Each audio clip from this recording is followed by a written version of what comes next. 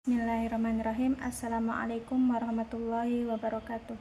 Hamdan syukran lillah, kepada Allah kita bersyukur, dan kepada Nabi Muhammad SAW kita bersalawat. Allahumma sholli wa sallim ala sayyidina Muhammad. Baiklah, pada video kali ini saya akan mereview terkait materi tarikh tasyri' yang berjudul keberadaan, bentuk, dan sumber-sumber hukum pada masa tabi'in. Tabi'in adalah orang yang bertemu dengan sahabat dan belajar langsung kepada sahabat. Masa tabi'in ini juga bertepatan dengan masa dinasti Umayyah. Dalam upaya agar syariat Islam tetap dijalankan, maka Umar bin Khattab melarang para sahabat untuk keluar dari Mekah. Sedangkan pada masa Utsman bin Affan, perkembangan Islam semakin pesat. Maka dia menyuruh para sahabat untuk menyebar ke daerah-daerah kekuasaan Islam. Dari situ para sahabat mulai menyebar, seperti di kota Mekah ada sahabat yang bernama Abdullah bin Abbas, di kota Madinah ada Said bin Sabit, Aisyah, Abu Hurairah, dan Abdullah bin Umar. Di Mesir ada Abdullah bin Amr bin As, di Kufah ada Abdullah bin Mas'ud dan Abu Musa al-Ash'ari, dan di Basra ada Anas bin Malik.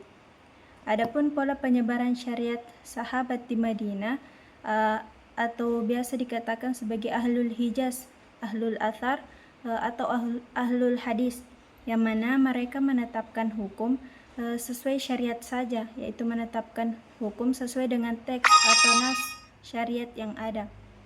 Contoh, jika minuman keras atau khamar dilarang, maka hanya khamar saja yang dilarang. Fokus mereka tidak memikirkan masalah yang belum terjadi. Mereka menetapkan hukum setelah kejadian atau fakta yang ada.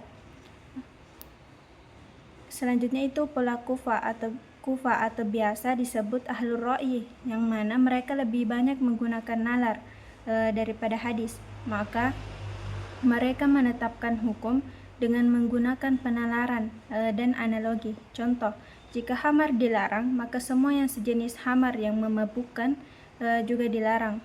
Fokus mereka itu memikirkan masalah yang belum terjadi. Mereka menetapkan hukum untuk mengantisipasi masalah yang serupa. Adapun karakteristik wilayah Kufah dan Madinah pada masa tabi'in.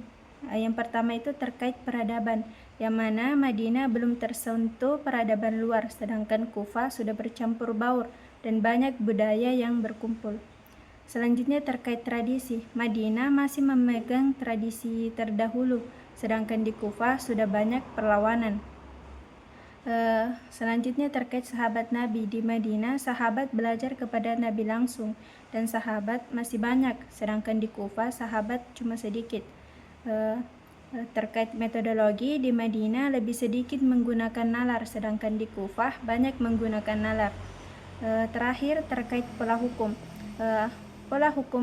Pola di Madinah itu diselesaikan, mereka menyelesaikan masalah kalau masalah itu sudah terjadi, dan pencarian jawabannya itu yang pertama dari Al-Quran, kemudian dari hadis atau sunnah, dan terakhir dari fatwa sahabat. Adapun Kufah itu mengikuti nalar, sudah memikirkan masalah yang belum terjadi, dan pencarian jawabannya itu pertama Al-Quran, kemudian sunnah, dan terakhir qiyas. Mungkin itu saja yang sempat saya sampaikan. Jika ada kesalahan mohon dimaafkan. Wallahu min wara'il qasdi wa yahdis sabil. Wassalamualaikum warahmatullahi wabarakatuh.